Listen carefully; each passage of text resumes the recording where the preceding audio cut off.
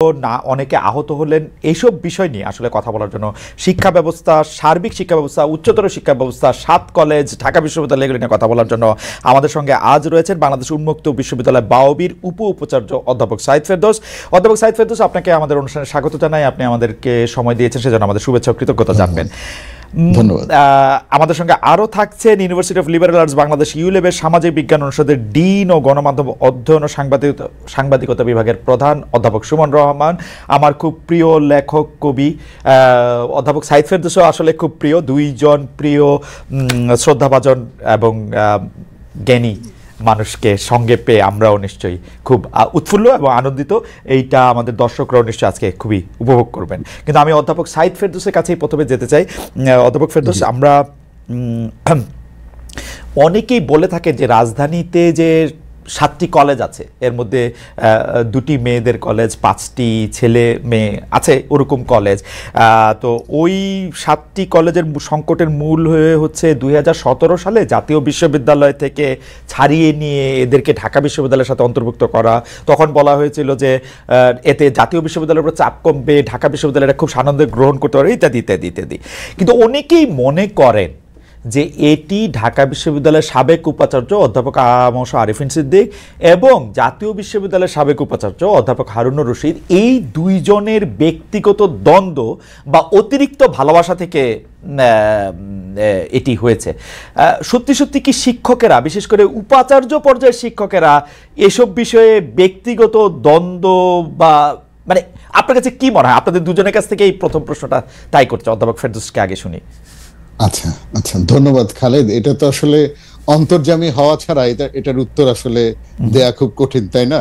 আসলে উপাচার্যরা যে সবাই একই রকম করে চিন্তা করেন, আর আমি তো উপাচার্য নই, উপাচার্য হয়ে উপাচার্যরা কিভাবে চিন্তা করেন এটা তো বলা আমার পক্ষে কঠিন।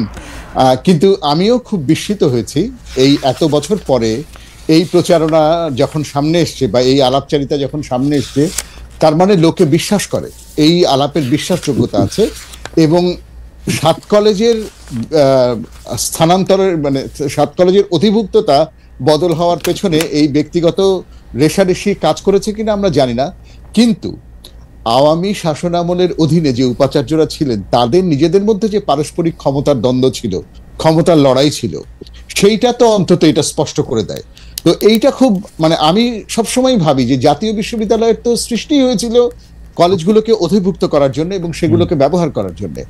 সেটা কেন হঠাৎ করে ঢাকা বিশ্ববিদ্যালয়কে দেয়া হলো, যেখানে আমরা জানি সকল পাবলিক বিশ্ববিদ্যালয়ের মতোই ঢাকা বিশ্ববিদ্যালয়ের রেজিস্ট্রার বিল্ডিংও যথেষ্ট নানা কাজের ভারে পিষ্ট, এবং ঢাকা বিশ্ববিদ্যালয়ের ছাত্ররা প্রায় সোশ্যাল মিডিয়াতে রেজিস্ট্রার বিল্ডিং নিয়ে ট্রোল করে এইভাবে যে রেজিস্ট্রার বিল্ডিং এ তারা যদি কোনো কাজ নিয়ে যায় তাহলে তাদেরকে বলা হয় যে লাঞ্চের পরে আসেন। রাইট। তো এটা এই যে লাঞ্চের পরে আসেন গোছের একটা রেজিস্ট্রার বিল্ডিং, যে কিনা নিজের বিশ্ববিদ্যালয়ের দৈনন্দিন কাজ সারতেই গলদঘর্ম, তাকে কেন বাড়তি 7-7টা কলেজ এবং যেই কলেজগুলোর পরিধি ব্যাপক, ছাত্র সংখ্যা ব্যাপক, কাজ ব্যাপক, সেগুলোকে কেন নিতে হবে?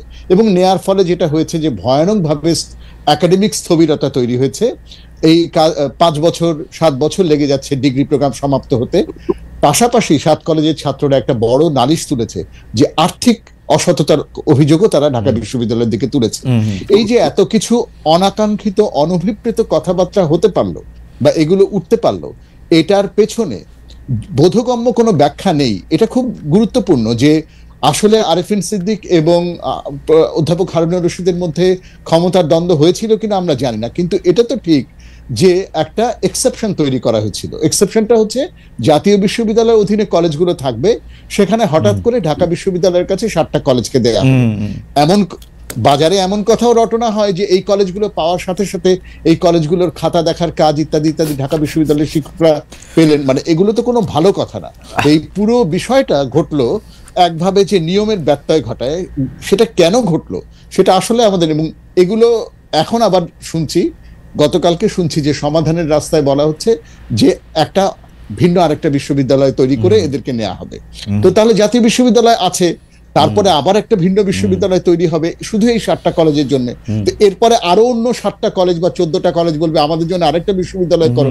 ফলে এগুলো তো কোনো সলিউশন না। তার মানে হচ্ছে আমরা ব্যক্তির দিকে তাকিয়ে দলের দিকে তাকিয়ে, হ্যাঁ, ব্যক্তি কিংবা গোষ্ঠী স্বার্থের দিকে তাকিয়ে নিয়মকে নিজেদের মতো করে বাঁকিয়ে চুরিয়ে নিজেদের সুবিধা অনুযায়ী কাজ করেছি। তো এইটারই একটা মানে নিকৃষ্টতম দৃষ্টান্ত হয়ে থাকলো 7 কলেজের অধিভুক্ততা নিয়ে এই যে টানাপোড়েন সেটা। স্যার, আমি প্রফেসর সুমন রহমানের কাছে যাওয়ার আগে আপনার কাছে একটু যে আপনি যেটা ক্ষমতার দ্বন্দ্ব বললেন, সেই ক্ষমতার দ্বন্দ্ব তো আসলে ক্ষমতার দ্বন্দ্ব শুনলে মনে হয় যে এটা একটা আদর্শের দ্বন্দ্ব হইতে পারে, এইটা একটা মানে আরো অন্যরকম হইতে পারে, কিন্তু এটা তো অ্যাবসলিউটলি এই ক্ষমতা হচ্ছে বিশ্ববিদ্যালয়ের লোকদেরকে চাকরি দেওয়ার ক্ষমতা, বিশ্ববিদ্যালয়ের রেজিস্টার বিল্ডিংয়ে চাকরি দেওয়ার ক্ষমতা। 2 লাখ ছাত্রছাত্রী এখানে আসে এই 7 কলেজের মধ্যে, তাদের শিক্ষক কর্মচারী কর্মকর্তা নিয়োগ দেওয়ার জন্য এই লড়াই। তাহলে যদি আমি আদর্শের দ্বন্দ্ব বলতাম তাহলে আমি আদর্শের দ্বন্দ্বই বলতাম। ও আচ্ছা আচ্ছা। যদি আমি রাজনৈতিক আদর্শের কথা বলতাম তাহলে আমি আদর্শের দ্বন্দ্বের কথাই বলতাম। আমি বলতাম রাজনৈতিক দৃষ্টিভঙ্গির, হ্যাঁ, রাজনীতির ভিন্নতা, কিন্তু আমি তো বলছি দেখুন এই পদ পদবিগুলোকে লোকে তো দায়িত্ব হিসেবে দেখে না, এটা তো নিছক একটা দায়িত্ব। আমি বিশ্ববিদ্যালয়ে পড়াই, আমি আবার পড়ানোর কাজেই ফিরে যাব একটা নির্দিষ্ট সময় পরে। আমি এখন একটা দায়িত্বই পালন করছি মাত্র, আমি না আসলে এইখানে অন্য কেউ দায়িত্ব পালন করতে আসতো। আনফরচুনেটলি বাংলাদেশের বিশ্ববিদ্যালয়গুলোতে যারা এই পদে যান তাদের অধিকাংশই মনে করেন যে এগুলো দায়িত্বের চাইতেও অধিকতর হচ্ছে ক্ষমতা। আমি যদি গোপালগঞ্জের লোক হই তাহলে গোপালগঞ্জের লোক দিয়ে আমার প্রশাসনকে ভরিয়ে ফেলবো, আমি যদি অমুক দলের লোক হই তাহলে অমুক দলের লোক দিয়ে ভরিয়ে ফেলবো। হ্যাঁ, আমরা যেমন এখন হঠাৎ করে দেখতেছি যে অনেক গুণীজনের জন্ম এখন চট্টগ্রামে হচ্ছে। হঠাৎ করে চট্টগ্রামে গুণীজনের সংখ্যা বেড়ে আপনি আনফরচুনেটলি মানে এটা তো এরকম না যে আনফরচুনেটলি হঠাৎ করে একদিন সকালে ঘুম থেকে উঠে সব বদলে যাবে, তা তো না। ফলে আপনি যেটা বলছেন সেটা দুঃখজনক বা সেটা কাম্য নয়, কিন্তু সেরকমও তো ঘটছে না।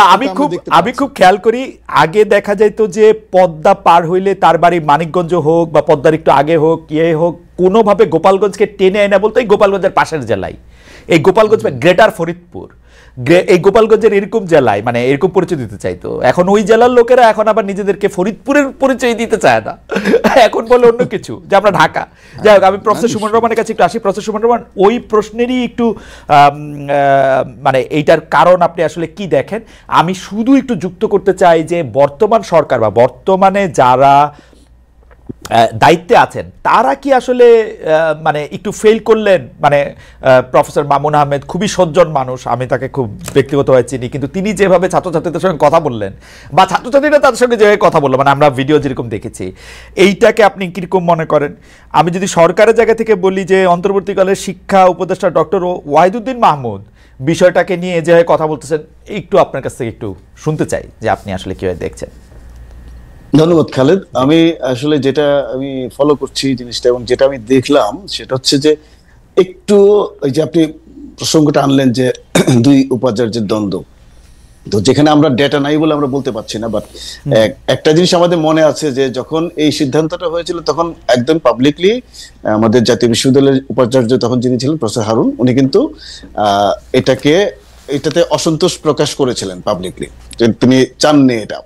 তো এখন এটার পাশাপাশি আরেকটা জিনিস একটু আপনাকে মনে করিয়ে দিই, এটা হচ্ছে ঢাকা বিশ্ববিদ্যালয়ের কালচারাল অ্যাটিটিউড টুয়ার্ডস কলেজেস এবং আদার্স। ধরেন আপনার এই ঢাকা বিশ্ববিদ্যালয়ে প্রিলিমিনারি যখন চালু ছিল, আপনার মনে থাকবে হয়তো যে প্রিলিমিনারিদেরকে তারা বলতো পিলো, হ্যাঁ, আর কলেজ থেকে আসাদেরকে বলতো কলু।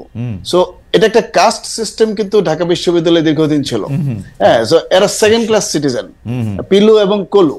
হ্যাঁ, এবং আমার মনে আছে আমি যখন ছাত্র অবস্থায় ঢাকা বিশ্ববিদ্যালয়ে এসেছিলাম, আমি একটা হলের সামনে একটা ছোট নোটিশ দেখেছিলাম, কাগজে টাইপ করে টাঙিয়ে আছে, পিলু এবং কলুদের জন্য আচরণ বিধি, তারা কিভাবে আচরণ করবে, কিভাবে হাঁটবে, স্যাটায়ার ছিল, টয়লেট ব্যবহার করবে, হ্যাঁ, কোন টয়লেট ব্যবহার করবে, হ্যাঁ, কয়জন একসাথে হাঁটতে পারবে, স্যাটায়ার। কিন্তু এটা কিন্তু আসলে ওদের যে কালচারাল অ্যাটিটিউডটা সেটা কিন্তু প্রকাশ করে। এখন যে বিশ্ববিদ্যালয়ের ছাত্র এবং শিক্ষকের মধ্যে এই ধরনের একটা কালচারাল অ্যাটিটিউড আছে কলেজে পড়ুয়াদের ব্যাপারে, এবং তাদেরকে তার বিশ্ববিদ্যালয়ে অ্যাসিমিলেট করার ব্যাপারে বা অ্যাকোমোডেট করার ব্যাপারে, সেই বিশ্ববিদ্যালয়কে উইদাউট এনি কালচারাল নেগোসিয়েশন আপনি যদি হঠাৎ করে তার দায়িত্ব দিয়ে দেন, তাহলে ব্যাপারটা যা হওয়ার কথা ছিল সেটাই হয়েছে।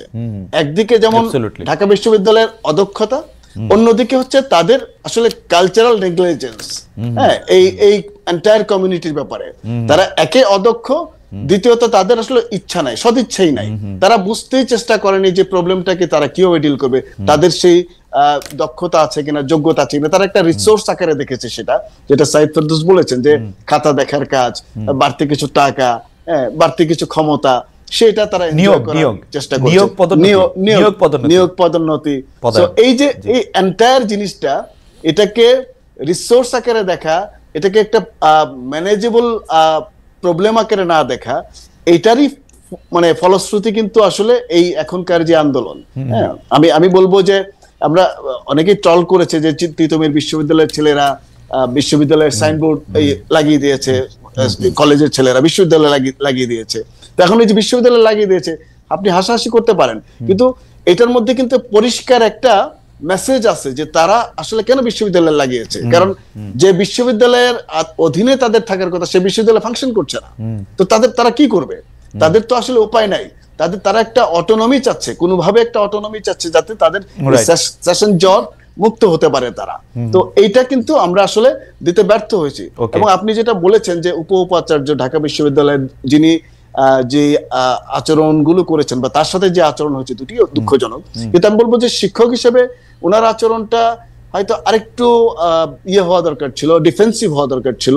কিন্তু তিনি যে বিরক্তিটা প্রকাশ করেছেন, সেই বিরক্তিটা আমি নিশ্চিত না সেই বিরক্তির মূলে কি ওই যে অ্যাটিটিউড, যেটার কথা আমি বললাম, হিস্টোরিক্যাল অ্যাটিটিউড, সেই অ্যাটিটিউডের কোনো রোল আছে কিনা।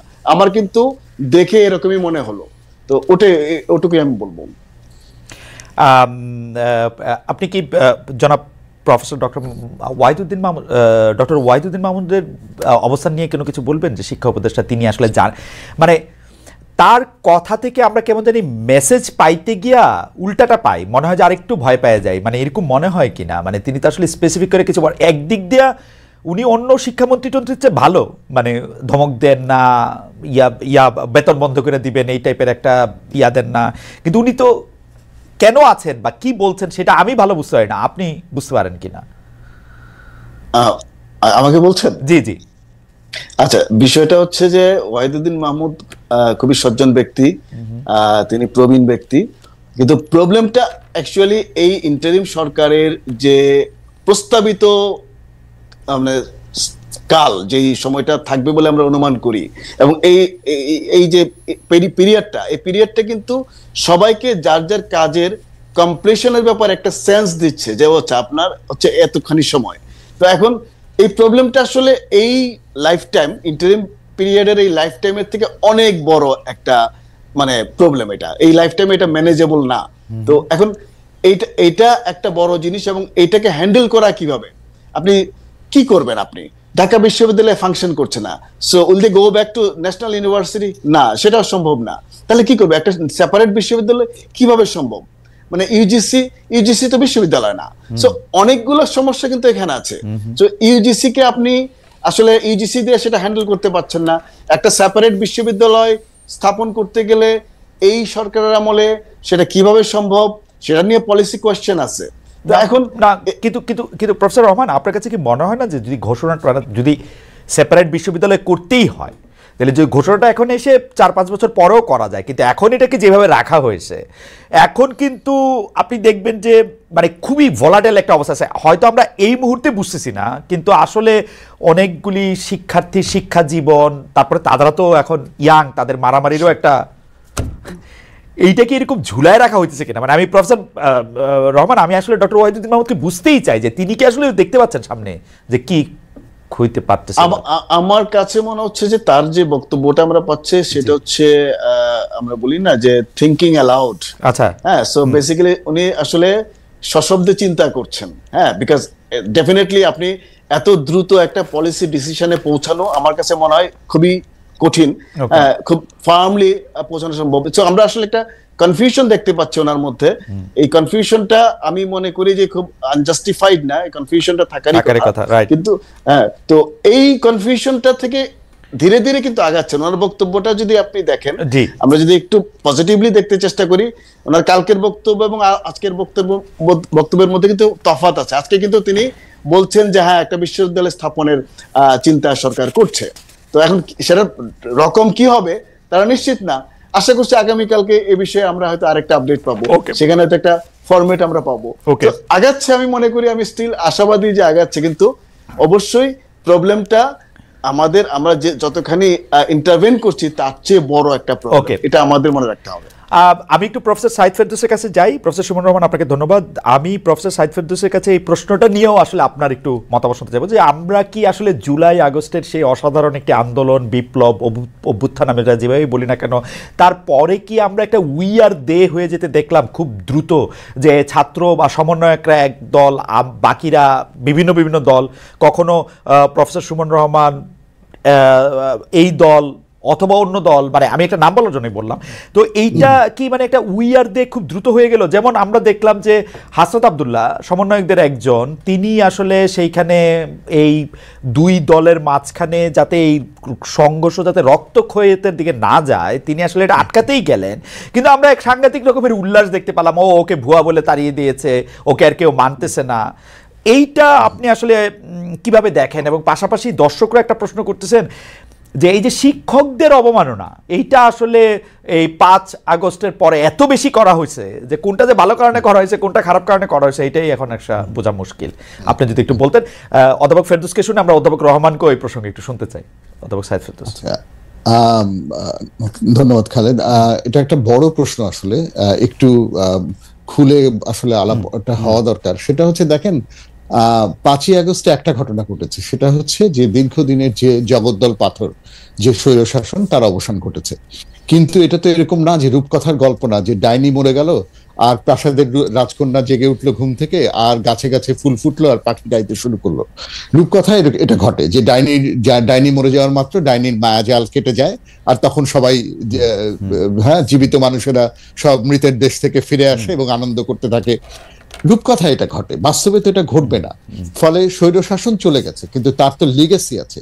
তার লিগেসি শুধু, ধরেন, আমরা বারবার বলি অর্থনীতি শেষ হয়ে গেছে, রাজনীতি শেষ হয়ে গেছে, কোনো প্রতিষ্ঠান নাই, সেগুলো তো আছেই। ধরেন প্রতিষ্ঠানগুলো চূড়ান্ত দলীয়করণ হয়েছে, আইন কানুন বলে কোনো কিছু তোয়াক্কা কোনো প্রতিষ্ঠানে হচ্ছে না, যে যার মতো সুবিধা মতো সেটাকে নিজের মতো করে নিয়েছে, সেগুলো তো আছেই। কিন্তু ধরেন আমাদের সামাজিক এবং সাংস্কৃতিক পরিসরেও এই যে দীর্ঘ স্বৈরশাসন, তার একটা ছাপ কি ছিল না? আমরাও কি নিজেদের মনের ভেতরে ছোট ছোট, হ্যাঁ, স্বৈরাচারী হয়ে, ছোট বড় স্বৈরাচারী হয়ে উঠিনি? ফলে যারা শেখ হাসিনার বিরুদ্ধে দাঁড়িয়েছি, যারা স্বৈরাচারকে ঠেকিয়েছি, তাদের মধ্যেও কি এমন এলিমেন্ট ছিল না? ফলে এটা কিন্তু খুব প্রত্যাশিত ছিলই। এটা কি আমরা জানতাম না যে শেখ হাসিনা সরে যাওয়া মাত্র, শেখ হাসিনা যতক্ষণ সামনে, ততক্ষণ যে ভিন্ন রাজনীতির, ভিন্ন, হ্যাঁ, বর্গের মানুষের সাথে আমি একসাথে দাঁড়াচ্ছি, শেখ হাসিনার বিরুদ্ধে দাঁড়ানোর সময় আমরা বলছি, খুব সাহসিকতার সাথে আমরা বলছি যে হোক না আবু সাইদ জামাত, তাতে কি হয়েছে? হ্যাঁ, আমি জামাতের রাজনীতি করি না, কিন্তু হোক আবু সাইদ জামাত, তাই বলে কি তাকে মেরে ফেলা যায় কিনা? কিন্তু যখন শেখ হাসিনা সরে গেল, তখন কিন্তু আদর্শ, রাজনীতি, দল, স্বার্থ, গোষ্ঠী, ব্যক্তি, নানা জায়গায় বিভাজনের এগুলো দেখা স্পষ্ট হতে থাকলো। এবং এটা তো হওয়ারই কথা, আসলে এটা হওয়ারই কথা। এবং বিশেষ করে আরো এটা আরো আমাদেরকে এফেক্ট করছে, কেননা যেহেতু প্রতিষ্ঠান বলে কিছু নাই, নিয়ম কানুন বলে কিছু নাই। ফলে আপনি শিক্ষক লাঞ্ছনার কথা যে বলছেন, আমি এই প্রশ্নগুলোকে খুব নিরীহ প্রশ্ন হিসেবে দেখতে পাই না আসলে খালেদ। শিক্ষক লাঞ্ছনা নিশ্চয়ই ঘটেছে, শিক্ষক লাঞ্ছনার ঘটনা নিশ্চয়ই ঘটেছে, এবং সেগুলোর মধ্যে নিশ্চয়ই, যেমন আপনি ঠিক যেমন করে বলছিলেন যে কোনটা যে ভালো কারণে, কোনটা যে মন্দ কারণে, তার মানে হচ্ছে কোনোটাই ভালো কারণ তো আসলে কোনোটাই না। কোন শিক্ষক নিপীড়কের প্রতীক হয়ে উঠেছিলেন, কোন শিক্ষক স্বেচ্ছাচারিতা করেছিলেন, কোন শিক্ষক স্বেচ্ছাচারের দাস্যবৃত্তি করেছিলেন। ফলে তাদেরকে ছাত্র জনতা বা ক্ষুব্ধ মানুষেরা তাদের উপর চড়া হয়েছে। আবার এইরকম একটা টার্ময়েলের মধ্যে যখন এইরকম একটা ট্রান্সফরমেশনের ঘটনা ঘটে, আমরা তো কখনো গণ অভ্যুত্থান চোখের সামনে দেখিনি খালেদ। আপনি কিংবা আমি আমার জীবদ্দশায় 90-এর যেটা দেখেছি, তার তুলনায় এটা ম্যাগনিচিউডের দিক থেকে অনেক বড়। তো এইরকম একটা সময়ে কে কার পেটে কখন কোন দিক থেকে ছুরি মেরে দেয়, হ্যাঁ, 71-এর গল্পটা অনেকদিন পরে শুনতে যেমন মনে হয় রাজাকার বনাম মুক্তিযোদ্ধা, কিন্তু আমাকে ডাচ গবেষক উইলিয়াম ভ্যান শ্যান্ডেল অনেক বছর আগে বলেছিলেন যে তোমার কি মনে হয় না যে এই যে রাজাকার আর মুক্তিযোদ্ধার ক্যাটাগরাইজেশন, এখানে বাংলাদেশের গ্রামীণ সমাজের যে কৃষিজ সম্পর্ক এবং জমি নিয়ে যে বিবাদ, সেটাও এই ডাইমেনশনের সাথে জড়িয়ে বিষয়টাকে জটিল করে তোলে। তার মানে হচ্ছে আজকে আপনি খুব সহজ করে এটাকে রাজাকার মুক্তিযোদ্ধা বলতে পারছেন, কিন্তু তখন কিন্তু অ্যাকচুয়ালি ঘটনাটা শুধু ওইটুকু ছিল না। তো এখনো ঠিক কে কার ব্যক্তিগত স্বার্থে, গোষ্ঠী স্বার্থে, কোন কোন স্বার্থ চরিতার্থ করার জন্য কার পিঠে ছুরি বসিয়ে দিচ্ছে, কি অভিযোগ তুলে, ঘটতেই পারে, এইরকমটা ঘটতেই পারে। কিন্তু আমি বলবো 5ই আগস্টের সময় Bangladesh did a splendid thing. বাংলাদেশে 5ই আগস্টের মুহূর্তে যত অরাজকতা হতে পারত বলে আশঙ্কা ছিল, খোদ আওয়ামী লীগের মন্ত্রীরাই, ওবায়দুল কাদের নিজ মুখে বলেছিলেন যে তারা যখন নেমে যাবেন তখন কি হবে। সেই তুলনায় আমি খালেদ কোনো আত্মতৃপ্তির কথা বলছি না, আমি কোনো ডিফেন্সেও যাচ্ছি না, আমি কাউকে ডিফেন্ড করার দায়িত্ব নিয়ে বসি নাই, আমি নিজেকেও ডিফেন্ড করছি না, আমার কোনো আত্মতৃপ্তিও নাই। কিন্তু এটাও আমি মনে করি যে 5ই আগস্টের পরে বাংলাদেশের মানুষ যথেষ্ট রেস্ট্রেইন ছিল। তারপরেও যে দুঃখজনক ঘটনা কোথাও ঘটে নাই, হ্যাঁ, শিক্ষককে লাঞ্ছিত হতে দেখি নাই তা না, সেটা হচ্ছে একটা। আর আপনি আরেকটা জিনিস যেন এই এটার আগে ঢোকার আগে সুমনের ওই আলাপের থেকে কোনখানে এসেছিলেন, ও এই যে উই আর দে প্রসঙ্গ, উই আর দে তো হবেই খালেদ, মানে এটা তো আমি আপনাকে বললামই যে উই আর দে হবারই কথা, কিন্তু কতগুলো মৌলিক জায়গাতে আমাদের সম্ভবত এখনো ঐক্যমত্যের প্রয়োজন ছিল, কিন্তু সেই জায়গাগুলো সম্ভবত আমরা একটু একটু করে হারাচ্ছি। সেটা দুঃখজনক বা সেটা চিন্তার। যতক্ষণ পর্যন্ত একটা নির্বাচন না হচ্ছে, যতক্ষণ পর্যন্ত নির্বাচনের আগে কিছু সংস্কারের রূপরেখা না হচ্ছে, যতক্ষণ পর্যন্ত সুষ্ঠু নির্বাচনের পরে একটা রাজনৈতিক সরকার দায়িত্ব না নিচ্ছে, ততক্ষণ পর্যন্ত এমনকি আমার রাজনৈতিকভাবে আমার প্রতিপক্ষের সাথেও যে আমার কতগুলো চুক্তি থাকা দরকার, কতগুলো বিষয়ে ঐক্যমত্য থাকা দরকার, সেই জায়গাটা কোনো না কোনো ভাবে কাজ করছে না, সেই জায়গাটা কোনো না কোনো ভাবে নষ্ট হচ্ছে। এটা নিয়ে আমি কিছুটা ওয়ারিড। হ্যাঁ, আমার মনে হয় যে আপনি এত চমৎকার বলেছেন, আমি একটু প্রফেসর রহমানের কাছে যেতে চাই শুধু একটি প্রশ্ন করে যে হ্যাঁ, নানা ধরনের বিভেদ তো হবে, নানা জায়গা থেকে সব মানুষ একসাথে এসে একটা স্বৈরাচারী 15 বছর ধরে বসে থাকা একটা জগদ্দল পাথরকে সরানোর জন্য, এবং যারা সকল প্রতিষ্ঠানকে ধ্বংস করে দিয়েছে, তারা নানাভাবে নানা জায়গায় এসছে। এবং আপনি রূপকথার কথাও বলেছেন যে সেখানে আসলে একটা ডাইনি মরে যাওয়ার পরেই বা দৈত্য মরে যাওয়ার পরেই এটা নতুন করে সবকিছু সুন্দর হয়ে যায় না, তা ঠিক। কিন্তু আমাদের হতাশাটা যে অনেকে আমাদের চোখে আঙ্গুল দিয়ে যে দেখাই দিতে চায় যে রাজকুমাররা যে দৈত্য হয়ে উঠতেছে, রাজকুমাররা যে দৈত্য হয়ে পরস্পরের সাথে আবার মারামারিও করতেছে, ওইটার কি হবে? খালেদ, তারা কি রাজকুমার ছিলেন নাকি আমরাই তাদেরকে রাজকুমার ভেবেছিলাম? আমরা ভেবেছিলাম রাজকুমার। হ্যাঁ, মানুষ স্বপ্ন দেখেছে, সব স্বপ্ন বাস্তবতার সাথে মেলে না।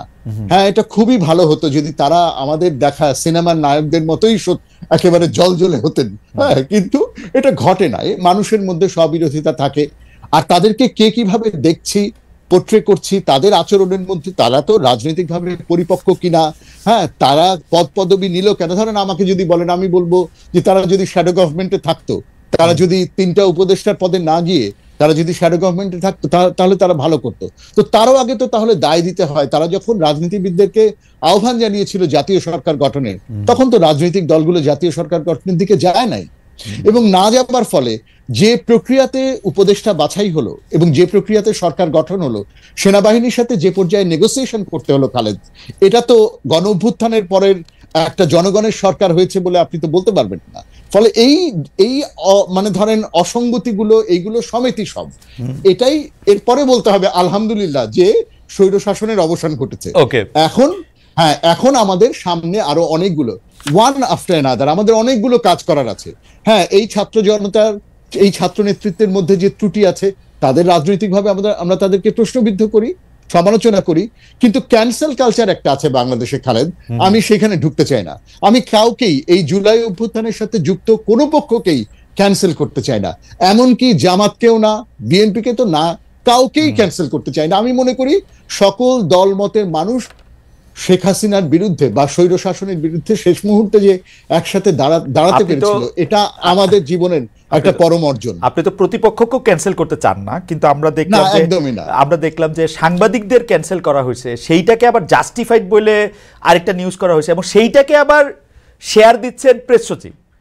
খুবই গর্ব করে যায়, ঠিক করেছেন, রাইটলি তাকে ক্যান্সেল করা হয়েছে। হাওয়েভার আমি একটু প্রফেসর সুমন রহমানের কাছে আসি, যে প্রফেসর সুমন রহমান, আপনি নিশ্চয়ই প্রফেসর ফেরদৌসকে শুনছেন, তো ওইটার পর থেকে আমি একটু জানতে চাইবো, শুধু একটু যোগও করি, প্রত্যেকবার যেরকম যোগ করি যে আপনি যে বিশ্ববিদ্যালয়ে শিক্ষকতা করছেন সেই ইউলেবের বিষয়ে সম্প্রতি আমরা জানি যে অনুসন্ধানী সাংবাদিক জুলকারনাইন সায়ের এবং সমন্বয়ক আব্দুল হান্নান মাসুদের মধ্যে একটা সোশ্যাল মিডিয়ার বিতর্ক হয়েছে, যেখানে জুলকারনাইনের অভিযোগ অস্বীকার করলেও ইউলেবের ফেসিবাদ বিরোধী শিক্ষার্থীদের দাবি দাওয়ার ফয়সালা করতে আব্দুল হান্নান মাসুদ সেখানে মধ্যস্থতায় যুক্ত হয়েছেন।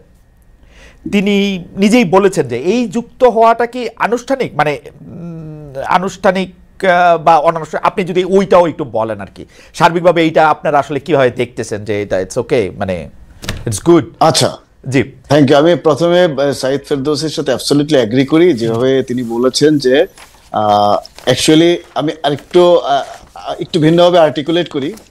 এটা হচ্ছে যে আমাদের ঐক্যটা ছিল স্ট্র্যাটেজিক, একটা হিস্টোরিক্যাল মোমেন্টে এই ঐক্যটা তৈরি হয়েছিল, কিন্তু ডিভিশন সবসময় ছিল, ডিভিশন কিন্তু ছিল এবং ডিভিশন গুলো থাকবে। ফলে এখন যে মতবিরোধ হচ্ছে, ঝগড়া হচ্ছে, সো এটা নিয়ে আমি একেবারেই ওয়ারিড না, বিকজ এটা আগেও ছিল, এখনো আছে, আবার কোনো একটা ইস্যুতে ওই ঐক্যটা তৈরি হয়ে যাবে। ঐক্যটা একবার যখন হয়েছে, it gives us A confidence যে ঐক্যটা আছে, ঐক্যটা থাকবে। এটা এখন হয়তো কোথাও কোনো একটা ইস্যুতে চাপা পড়ে গেছে, কিন্তু আবার যখন প্রয়োজন হবে আবার ঐক্য তৈরি হবে। হ্যাঁ, তো কিন্তু এই আলাপগুলো, এই ঝগড়াগুলো, যেটাকে আপনার এই রবার্ট ফ্রস্ট বলেন লাভার্স কোয়ারেল, সো এই লাভার্স কোয়ারেল চলতে থাকবে। হ্যাঁ, এর মধ্যে দেশ আগাবে, এটা একটা দান্দিক প্রক্রিয়া, এর মধ্যে দেশ এগিয়ে যাবে, এর মধ্যে সবকিছু হবে। আপনি যদি মনে করেন যে অ্যাবসলিউটলি সবাই একমত এইভাবে আমরা মানে হেসে খেলে আই ছেলেরা আই মেয়েরা আমরা কোন একটা সলিউশনে যাব, এটা সম্ভব না। Democratisation is a long process, এবং যেটা আপনি নিশ্চিতভাবেই বলেছেন। স্যার আমি কি একটু আজকে বিএনপির একজন সিনিয়র যুগ্ম মহাসচিব জনাব রুহুল কবির রিজভী, তিনি আজকে বলেছেন যে, আমি কোট করছি তাকে, আজ স্বাস্থ্য মন্ত্রণালয়, শিক্ষা মন্ত্রণালয় বিশেষ একটি দল দখল করে নিয়েছে, সব শিক্ষা প্রতিষ্ঠানকে জামায়াতিকরণ করা হয়েছে, বড় বড় বিশ্ববিদ্যালয়ের দায়িত্বে বসানো হয়েছে জামাতি চেতনার লোকজনকে, আমাদের সমর্থিত লোকজন যেমনভাবে আওয়ামী লীগের আমলে বঞ্চিত হয়েছে তেমনভাবে এইখানেও বঞ্চিত হয়েছে। এবং আমরা একটা জামাতের ম্যাগাজিনে আজকে দেখলাম, ওইটাও আমি আপনাকে একটু পড়ে শোনাবো, আপনি নিশ্চয়ই দেখছেন দেশ সংবাদ, এগুলি মানে এইটা যদি একটু বলতেন যে শিক্ষাঙ্গনটা কি আসলেই জামাতিকরণ হয়েছে, বা আপনি বলা কন্টিনিউ করতে পারেন, আমি এটা জাস্ট আপনার না, ঠিক আছে। এটা হচ্ছে বিষয়টা হচ্ছে যে আপনি খেয়াল করবেন যে প্রত্যেকবারই মানে বিগত 2 দশক ধরে যখনই আমরা এই যে রাজনীতির একটা বড় রকমের ইডিওলজিক্যাল ইম্প্যাক্ট পড়ে কিন্তু টেক্সট বইয়ের উপরে, টেক্সট বই become kind of a site. হ্যাঁ, যে এখানে আপনার পলিটিসাইজেশনটা খুব মারাত্মক ভাবে হয়। যেই ক্ষমতায় আসুক এসে প্রথম সে হাত দিয়ে টেক্সট বইয়ে মানে শিক্ষিত করতে চায় বাচ্চাকে তার মতো। জামাতে যে এটা বললেন যে তার যে মুক্তিযুদ্ধের ন্যারেটিভটা ছাপা হয়েছে, সো হ্যাঁ ডেফিনেটলি এটা বলার পরে তো আমাদের তাকে ধমক দিতেই হবে যে এই বগিযোগী তো চলবে না, এই ধরনের আলাপ এখন হবে না। তো তারা তাদের মতো করে বলার চেষ্টা করেছে, কিন্তু আমরা জানি যে এইভাবে চোখে ধোলা দেওয়া যাবে না। এবং যেটি সুন্দর করে আমাদের এটিএম গোলাম কিবরিয়া তার স্ট্যাটাসে লিখেছিলেন, খুব সুন্দর। উনি বলেছিলেন যে জামাত এবং আওয়ামী লীগ হচ্ছে পরস্পরের অল্টার ইগো। হ্যাঁ, যে তারা আওয়ামী লীগ যেমন এই এখনকার এই হত্যাকাণ্ডের দায় স্বীকার করছে না, জামাতও 71-এর হত্যাকাণ্ডের দায় স্বীকার করছে না, এবং জামাত হত্যাকাণ্ডের দায় স্বীকার করলে আওয়ামী লীগের উপর এখনকার হত্যাকাণ্ডের দায় স্বীকার করার চাপটা পড়বে। ফলে আলটিমেটলি এখানে এই নাটক চলবে না। আপনাদের আসলে প্রত্যেককে ইতিহাসের দায়টা ঘাড়ে নিতে হবে, না নিলে আপনাদেরকে আমরা মানে জাতি আপনাদেরকে ক্ষমা করবে না। এটা হচ্ছে মানে একদমই আমাদের মনে হয় যে এই বোঝাপড়া ছাড়া আপনি যেই হন আপনাকে এই বোঝাপড়ার মধ্য দিয়ে যেতে হবে। জনাব এটিএম গোলাম কিবরিয়ার কথা বলছিলেন জনাব অধ্যাপক সুমন রহমান, আমি উনার ফেসবুক স্ট্যাটাসে আছে, যতদিন জামাত ইসলামী তাদের 71 সালের স্ট্যান্ড রিইনফোর্স করবে ততদিন আওয়ামী লীগ প্রাসঙ্গিক থাকবে, এরা পরস্পরের অল্টার ইগো, ইন্টিমেট এনিমি, বাংলাদেশে পায়ের শেকল এই 2 গণহত্যাকারী দল, অনুশোচনাবিহীন সাইকোপ্যাথিক। ওকে, এই পাকিস্তানপন্থী ও ভারতপন্থী পলিটিক্যাল প্যারাসাইটদের বাইরে বাংলাদেশ পন্থা খুঁজতে হবে। আল্লাহর কাছে শকর যে জুলাইয়ের পরেদের ব্যাপারে এখন কথা বলা যাচ্ছে। 15 বছর এরা মজলুম ছিল, তাই চুপ ছিলাম, আর থাকবো না। যাদের গায়ে ইতিহাসের গোবর, গোসল করে না আসলে তাদের সাথে আর কথা বলবো না। এটিএম গোলাম কিবরিয়া আসলে আপনি ঠিকই বলেছেন যে মানে খুবই মানে মানে পজিশনটা খুব নিয়েছেন। তো প্রফেসর সুমন রহমান, আপনাকে ধন্যবাদ জানাই। আমি একটু প্রফেসর সাইদ ফেরদৌসের কাছে যেতে চাই। প্রফেসর সাইদ ফেরদৌস, আমি এই শিক্ষাঙ্গনে জামাতিকরণ প্রসঙ্গে, তো এখন ঘটনা হচ্ছে যে প্রফেসর সাইদ ফেরদৌসকে আমরা মানে এটা একটা খুবই মজার ব্যাপার, শিক্ষাঙ্গন যদি জামাতিকরণই করা হইতো তাহলে সবার আগে প্রফেসর সাইদ ফেরদৌসকে আসলে বাদ দিতে হইতো। প্রফেসর সাইদ ফেরদৌসকে কেমনে পদায়ন করা হয়েছে এবং সেই শিক্ষা ব্যবস্থাও কেমনে জামাতিকরণ হয়েছে এটা বলা খুব মুশকিল। আবার আমি কয়েকজনকে দেখি যে এটা আসলে ঠিকই হয়েছে। আপনার থেকে একটু মতামত একটু শুনতে চাই। তার আগে স্যার আমি একটু একটু আপনার অনুমতি নিয়ে আমরা দর্শকদের কাছে জানতে চাইছিলাম যে ঢাকা বিশ্ববিদ্যালয়ের অধীনে থাকছে না সরকারি 7 কলেজ, এগুলির জন্য আলাদা বিশ্ববিদ্যালয় দরকার বলে মনে করেন কিনা? শতকরা 35% মনে করছেন যে হ্যাঁ এদের জন্য আলাদা করে ইয়াটা একটু কি জানি বলে, producer would you please show the, তো ওই এইটার মধ্যে থেকে হচ্ছে যে শতকরা 35% দর্শক মনে করেন যে হ্যাঁ এইটা আলাদা বিশ্ববিদ্যালয় দরকার, শতকরা 65% মনে করেন যে আলাদা বিশ্ববিদ্যালয় দরকার নাই। একদিনেরও কম সময় 50,000 দর্শক ভোট দিয়েছেন। আমি একটু জনাব অধ্যাপক সাইদ ফেরদৌসের কাছে যেতে চাই যে স্যার আপনার কাছে কি মনে হয় যে মানে জামায়াতিকরণ করা হয়েছে কিনা শিক্ষা এবং স্বাস্থ্য খাত স্পেসিফিকলি বলা হইতেছে, অনেকে উদাহরণ দিতে চায়। আমি আসলে এই ধরনের আলাপে আমার একটাই অস্বস্তি কাজ করে। আমি আমার অনেক বন্ধু বান্ধব বা সহকর্মীকে দেখি, তাদের এই দক্ষতা আছে, তারা প্রায় সব জানতার মতো করে এটা বলে ফেলতে পারেন নিশ্চিত করে। আমি এই জায়গাগুলো নিশ্চিত করে বলতে পারি না। কিন্তু দেখেন, যখনই পট পরিবর্তন হয়, বাংলাদেশে 50 বছরের ইতিহাসে তো এটাই ঘটেছে যে যখনই পট পরিবর্তন হয়েছে তখনই আমরা দেখেছি যে শিক্ষা প্রতিষ্ঠানগুলোতে বা সরকারি চাকরিতে ঊর্ধ্বতন পদে এই দলের লোক সরে গিয়ে ওই দলের লোক এসছে। এখন জামাত যদি এসে থাকে, এবার এত কথা হচ্ছে কেন? তার মানে হচ্ছে আওয়ামী লীগ সরে গেল, তাহলে ডিফল্ট চয়েস কি ছিল? তাহলে যে বিএনপি। এখন বিএনপি বাদে যেখানে যেখানে যা কেউ আসতে পারে, যেহেতু জামাত এখন বিএনপির সবচাইতে বড় রাজনৈতিক কন্টেন্ডার, সবচাইতে বড় রাজনৈতিক প্রতিপক্ষ হিসেবে মাঠে আবির্ভূত, জামাত নিশ্চয়ই চেষ্টা করবে যেই সুবিধাটা বিএনপি নিত এই সরকারি পদ পদবিতে গুরুত্বপূর্ণ জায়গাতে, বিএনপি যে সেই জায়গাটাতে, যে জায়গাতে আওয়ামী লীগ এতদিন বসেছিল, জামাত নিশ্চয়ই সেখানে দখল করতে চাইবে। ফলে দেখেন, আমি কিন্তু এটা দেখি, এবং এই পুরো লড়াইটা হচ্ছে রাজনীতির মাঠের লড়াই। সেটা শিক্ষা প্রতিষ্ঠানে, পাঠ্যপুস্তকে, হাসপাতালে, সব জায়গাতেই আপনি দেখতে পাবেন কম বেশি। আগে সাচিপের গুরুত্ব ছিল, এখন আসবে আপনার ড্যাবের গুরুত্ব, ধরেন কথার কথা। তো এগুলো তো ঘটবে। তো এবং আগে নীল দল ছিল, এখন সবাই হঠাৎ করে আপনার হঠাৎ করে গোলাপি না, একেবারে সাদা হয়ে যাবে সবাই, তাই না? হঠাৎ করে সাদা হয়ে যাবে একদম। তো এখন তো এগুলো ঘটে, এগুলো বাংলাদেশে ঘটে। এবং আমি বলবো না যে বাংলাদেশের যেটা রুহুল কবির রিজভী বলছেন সেটার মধ্যে যে কোনো সত্যতা নাই, তা আমি বলবো না। কিন্তু আবার ধরেন, এই যে আপনি আমার উদাহরণ নিয়ে আসলেন, আমি খুব ভালো উদাহরণ না। আমার ধারণা যে এরকম আপনি খুব বেশি লোক পাবেন না যারা কোনো সরাসরি কোনো দলীয় রাজনীতিতে সম্পৃক্ত না, কিন্তু তারা নিয়োগ পেয়েছেন, সেটা আপনি পাবেন না। অন্তত সিম্প্যাথাইজার, খুব স্ট্রংলি সিম্প্যাথাইজার এমন মানুষজনকেই সাধারণত এবারও আপনি পাবেন বেশিরভাগ ক্ষেত্রে।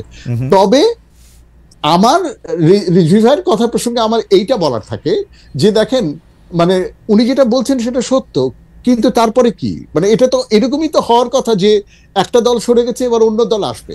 এখন যদি সব জায়গায় বিএনপি থাকতো, যদি সব জায়গায় বিএনপি বসে যেত, তাহলে তো রিজভী ভাই এই কথাটা আর বলতেন না। কিন্তু অন্তর্বর্তীকালীন সরকার বইলাই এইটাকে মনে হইতেছে যে এটা একটু বেশি, কখনো মনে হইতেছে যে এটা অমুক দলকে বা তমুক দলকে অনেক বেশি সহায়তা করছে। আপনি দেখবেন সরকারের উপদেষ্টারাও বলতেছে, আপনারা যে এইখানে এই প্রভাব বিস্তারের কথা বলতেছেন, তাহলে আপনারা যে সচিবদের মধ্যে প্রভাব বিস্তার করেন, তদবির করেন, সেগুলিও বন্ধ করতে হবে। মানে এটা একটা আসলে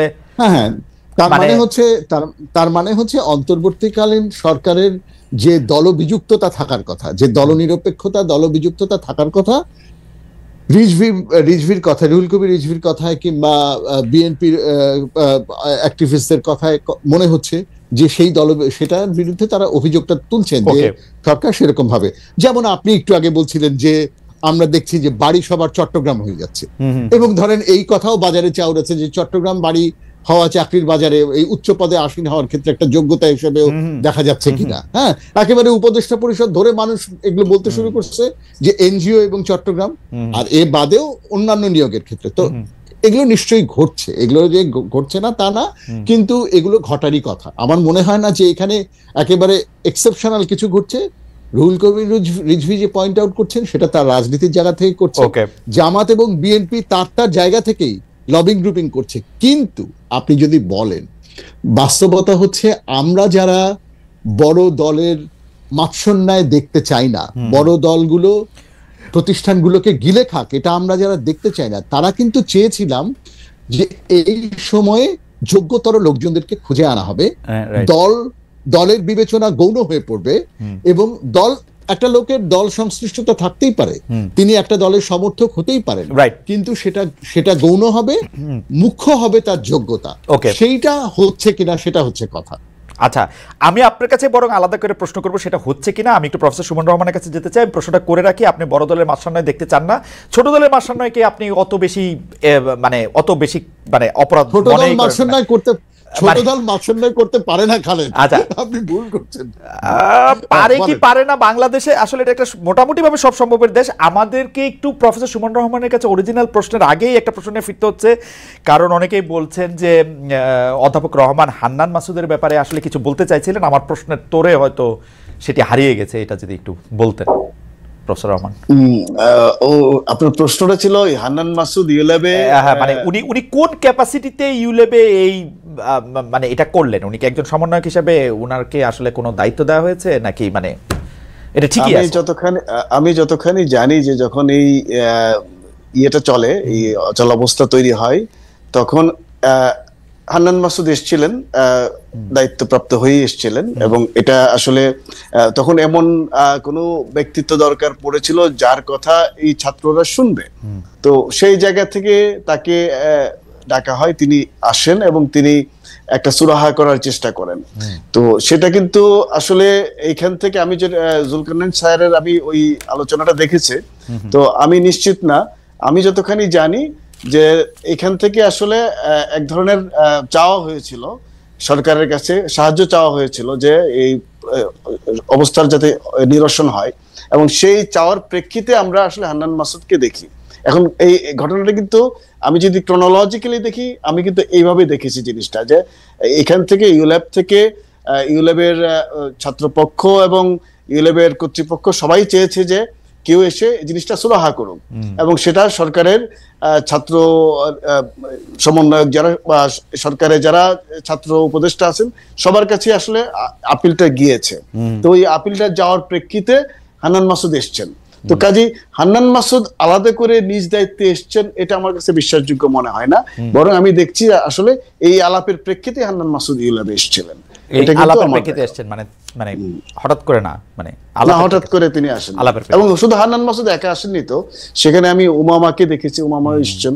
সো কাজী এটা তো একটা টিম এসেছিল, হান্নান মাসুদ একা নয়। ওকে, আচ্ছা, আমি এই প্রশ্নটা করতে চাই কিন্তু মানে একটু ভয়ে ভয়ে, কারণ ইদানিং যে কোনো প্রশ্ন করতে গেলেই ভয় লাগে। মানে আওয়ামী লীগের আমলে হয়তো ভয় লাগতে পারে, আওয়ামী লীগের আমলেও ভয় ছিল, কিন্তু এই আমলে ভয়টা মনে বেশি। ভয়টা হইলো যে আমাদের কাছে অনেক, মানে প্রফেসর রহমান এবং প্রফেসর ফেরদৌস, আপনি বিশ্বাস করেন যে মানে আমরা খুবই অসহায় বোধ করি, কারণ শত শত হাজার হাজার লোক আমাদের কাছে আসলে চিঠি পাঠায় একটা বিষয় নিয়ে বারবার পড়তেছে, সেটা হচ্ছে বিসিএস এর নিয়োগে যারা সুপারিশপ্রাপ্ত হয়েছেন তাদের মধ্যে বাতিল দেয়া, যে মানে 43তম বিসিএস এ যে পুলিশের এরা বাদ পড়ছেন সেটা কোন জায়গা থেকে হয়েছেন, যাদেরকে নন ক্যাডার দেওয়া হয়েছে তাদেরকে কোন জায়গা থেকে বাদ দিয়েছেন। এই ব্যাপারগুলি আসলে আপনারা মানে কিভাবে দেখেন যে মানে এটা ঠিক আছে, মানে এটা কি এইটার থেকে আসলে রক্ষা পাওয়ার উপায় কি? আবার মানে আমরা এটা বললে মনে হয় কিন্তু অনেক লোক এরকম অনেক প্রশ্ন করেন যে এই সমন্বয়করা কিরকম দলের হয়ে কোথা থেকে চাঁদা নেন, কিভাবে পলিটিক্যাল পার্টিটা করেন, কিভাবে রূপায়ণ টাওয়ারে 2টা ফ্ল্যাট নিয়ে থাকেন। এই প্রশ্নগুলি উত্তরে তারা বলেন যে আমরা দিব, সব আমাদের কাগজপত্র ঠিক আছে, পরে আমরা দিয়ে দিব, আমার আপত্তি নাই, পরে দিয়ে দেন। আপনার বাবা গিয়া কোথাও তদবির করতেছে কিনা আমার আপত্তি নাই, বাবারা তদবির করার জন্যই হয়, মন্ত্রীর বাবা তদবির করবে না, তদবির করবে কে? এটা আমার কাছে ভালোই মনে হয়, খারাপ লাগে না খুব একটা। কিন্তু এইটা আসলে একই ঘটনার আমরা মানে আমাদের দেজাবু হইতেছে কিনা, মানে একই ঘটনার পুনরাবৃত্তি না, হয়েছে। আপনি 3,000 কোটি টাকার দুর্নীতি বা 13,000 কোটি টাকার দুর্নীতির সাথে রূপায়ণ টাওয়ারের ভাড়ার দুর্নীতি যদি দুর্নীতি হয়ে থাকে, এটা মেলাবেন আপনি? তো আমার কাছে আমার হয় কি, আমি সিম্বল দেখি এইভাবেই শুরু হয় আসলে, শুরুটা এমনি হয়। অ্যাবসলিউটলি আওয়ামী লীগের শুরুটা একদম এরকমই হয়েছিল, কারণ এটা 1972 সালেও তাই হয়েছিল। সুমন ভাই আপনাদের কাছ থেকেই শেখা যে তাই হয়েছিল, 2009-10 তারিখে ওইটা থেকেই হয়েছিল যে আমরা ধরে নিচ্ছি যে এখানে একটা জবাবদিহিতার মামলা আছে এবং এই জবাবদিহিতাটা তারা করবে। মিনহোয়াইল আমরা যদি আমরা জিনিসটাকে হিস্টোরিক্যালি আবার যদি দেখি, অর্থাৎ মার্ক্সের একটা বিখ্যাত কথা আছে যে ইতিহাসে একটা নায়ক দুবার আসে, প্রথমবার ট্র্যাজেডি হয়ে, পরের বার কমেডি হয়ে। সো আপনি এটা আশাই করতে পারেন যে আওয়ামী লীগের আমলে যেভাবে জিনিসগুলোকে পলিউট করা হয়েছিল, করাপশনটা যেভাবে ইনস্টিটিউশনালাইজ করা হয়েছিল, এই আমলে সেটা হবে না, ওনারা চাইলেও হবে না। কিন্তু আমাদের মনে হয় যে যেটা করা দরকার অ্যাবসলিউটলি, এই যে নেতৃত্ব যারা দেশকে একটা বিপ্লব করে এই দেশকে মুক্ত করেছে, তাদেরকে একটা লেভেল পর্যন্ত আমাদের ট্রাস্ট করা দরকার। আমি পার্সোনালি মনে করি যে আমি ট্রাস্ট করতে চাই, ট্রাস্ট করে ঠকতে চাই। হ্যাঁ, কারণ আমি আপনার সাথে এটাতে একদম একমত যে আমি ট্রাস্ট করতে চাই, ট্রাস্ট করে ঠকতে চাই। কারণ আওয়ামী লীগ বিএনপিদের তো আমাদের চেনা আছে, তো আওয়ামী লীগ বিএনপি ট্রাস্ট করে অলরেডি ঠকছি, এখন নতুন একটা দলকে ট্রাস্ট করে ঠকি, নতুন করে একটা দলকে ট্রাস্ট করে ঠকি। এটা ভালো, এটা খারাপ না। কিন্তু আমি আপনার এইটার সাথে একমত স্যার। কিন্তু এইটার ব্যাপারে এই প্রশ্নটা করে আমি একটু প্রফেসর সাইদ ফেরদৌসের কাছে একটু, যে এই কথা তো অস্বীকার করার কোনো উপায় নাই যে আওয়ামী লীগের সময় সকল প্রতিষ্ঠানকে ধ্বংস করা হয়েছে, সেটা নির্বাচন কমিশন হোক, আমলাতন্ত্র হোক, বিচার বিভাগ হোক, আপনি যেদিকে হাত দিবেন সেটা প্রাইভেটলি, মানে যেটা ধ্বংস করাটা আসলে একটু কঠিন, সেইটাকে আরো বেশি করে ধ্বংস করা হয়েছে যে বেসরকারি গণমাধ্যম, এটাকে চাপ দিয়ে আনা, ইচ্ছা করে এই তারা গিয়ে আসা। তো এর মধ্যে সাংবাদিকরা বিভিন্ন রকম অন্যায় করছে, সেটা প্রেস কনফারেন্স হোক, খবর দেওয়া হোক, না দেওয়া হোক, নানা ধরনের করছে। মানে এইটার ব্যাপারে আমার কোনো ইয়া নাই। কিন্তু ঘটনা হইতেছে যে সাংবাদিকদের বিরুদ্ধে হত্যা মামলা দেওয়া, এইটার জামিন না দেওয়া, ওইটা আবার সিপিজে নজরে আনা, প্রফেসর সুমন রহমান, এইটা আপনি আসলে কেমনে দেখেন? মানে এইটার জবাব আমরা কি দিব 10 বছর 8 বছর 10 মাস পরে গিয়া? ঠিক আছে, যা হইতেছে এটা ঠিক আছে না? অ্যাবসলিউটলি না, আমি তো কোনোভাবে এন্ডোর্স করি না সাংবাদিকদের বিরুদ্ধে এই ধরনের হত্যা মামলা দেওয়া। আমি যেহেতু সাংবাদিকতার শিক্ষক, অনেকে হয়তো বলতে পারেন যে এটা আমি পেশাগত কোনো বায়াসনেস থেকে বলছি কিনা, কিন্তু আমি তো আমার শিক্ষার্থীদের সাংবাদিক যারা শিক্ষার্থী সাংবাদিক তাদের দেখছি, তারা তো অ্যাবসলিউটলি মাঠে যারা সাংবাদিকতা করেছেন, তারা তো তাদের মানে যে লেভেল অফ কমিটমেন্ট ছিল, এটা আনবিলিভেবল। তো এখন যারা সাংবাদিক নেতা ছিলেন তারা নানান ভাবে করাপ্ট ছিলেন, কিন্তু তাদের করাপশনটা তো হত্যা মামলার জন্য না, তাদের করাপশনের জন্য যেই বিচার তাদের করা দরকার, সেই বিচারিক প্রক্রিয়ার মধ্যে আপনি যান। আপনি জামিন অযোগ্য হত্যা মামলা দিয়ে সাংবাদিকদের আটকে রাখবেন, সাংবাদিকদেরকে নিবর্তন করবেন, সেখানে এটা কিন্তু ক্ষতিটা, আপনি হয়তো এক ধরনের কি বলা যায়, কেউ হয়তো ঝাল মেটাচ্ছে এখানে, কিন্তু ক্ষতিটা আলটিমেটলি দেশের হচ্ছে। কিন্তু প্রফেসর রহমান, এই ঝালটা আরো ভালো হইতো না? এখন তো এদের বলা দরকার ছিল যে আপনি শেখ হাসিনার প্রশংসা করেন তো দেখি এখন, কারণ এইটা তো একদম স্পষ্ট শেখ হাসিনার প্রশংসা তারা কোনো আদর্শের জায়গা থেকে করে নাই, শেখ হাসিনার চামচামি কোনো আদর্শের জায়গা থেকে করে নাই, কায়েমি স্বার্থের জায়গা থেকেই করছে। যেই কায়েমি স্বার্থটা ছুটে যাবে, সিট থেকে সরে যাবে, তো তারা তো আবার অন্য গান গাবে। এটা তো দেখা আরো মজার ছিল, এই হত্যা মামলা কেন, এটা কেন। এবং আপনি প্রফেসর সুমন রহমান, আমি প্রফেসর সাইদ ফেরদৌসের কাছে যাওয়ার আগে আমি আপনার দৃষ্টি আকর্ষণ করতেছি, আমরা বিশ্ববিদ্যালয়ের অনেক শিক্ষকদের দেখছি এই মামলাতেও, তাদের হেনস্থাতেও উল্লাস প্রকাশ করতে। মানে আমরা কি বার্তা দিচ্ছি আসলে সবাইরে? মানে এইটা ওই যে যেটাকে আমরা বলি আর কি, যে একটা যখন আপনার আচ্ছা, যেটা বলছিলাম যে এইটাতে আমি খুবই ব্যথিত হই, এবং এই উল্লাস আমিও দেখেছি, এবং এই উল্লাস করার কোনো কারণ নাই। কারণ আমরা যদি আসলে এই গণমাধ্যমগুলোর তৈরি হওয়ার প্রক্রিয়াটা যদি খেয়াল করি, মানে দে আর ডেস্টিনড টু ডাই অ্যাকচুয়ালি।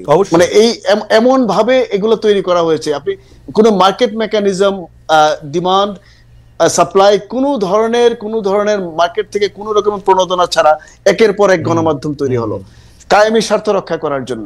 তো এখন এখন ধরা যাক মধ্যবিত্ত, নিম্ন মধ্যবিত্ত চাকুরিজীবী সাংবাদিক মানুষ, তার কি করার ছিল? সে ওখানে গিয়েছে, চাকরি করেছে, দায়িত্ব পালন করেছে, যখন করতে পারেনি তাকে আপোষ করতে হয়েছে, কেউ আপোষ করেছে, কেউ করেনি।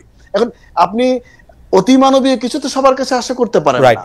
দিনের শেষে আপনাকে আসলে আপনার পরিবারের জন্য ভরণ পোষণ করতে হবে। এই প্রক্রিয়ার মধ্যে কেউ কেউ ধরা যাক অনেক বেশি তাদের হয়েছে, তারা করাপশনের লেভেলটা অনেক ব্যাপক আকার ধারণ করেছে, তো তাদের জন্য তো আপনার বিচারিক প্রক্রিয়া আছে, সে বিচারিক প্রক্রিয়ার মধ্যে যাওয়া। কিন্তু সবচেয়ে ইম্পর্টেন্ট হচ্ছে আপনি গণমাধ্যম সংস্কার করার ক্ষেত্রে আপনি কি ভাবছেন? আপনি যে ধরেন ৭১ টিভি, এই ৭১ টিভি যেই চামচামি তারা ৫ই আগস্টের আগে করছে, এখন কি তাদের অ্যাপ্রোচে কোনো বদল হয়েছে? পক্ষের বদল হয়েছে, অ্যাপ্রোচের তো বদল নাই। ৭১ টিভি, হ্যাঁ আমি সরি নাম বললাম, খুবই দুঃখিত নাম বলার জন্য, সবগুলোই আসলে একই অবস্থা।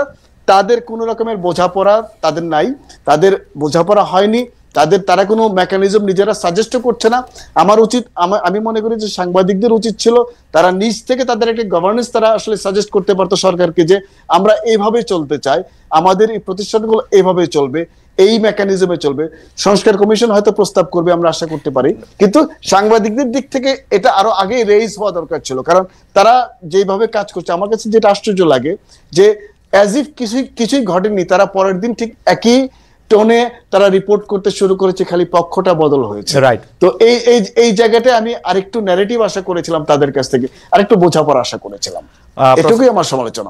প্রফেসর রহমান, আপনাকে ধন্যবাদ। আমি প্রফেসর ফেরদৌসের কাছে যেতে। প্রফেসর ফেরদৌস, এই যে বিসিএস বাদ দিয়ে প্রজ্ঞাপন জারি করা হয়েছে, এটা নিয়ে আপনার একটু টেক শুনবো।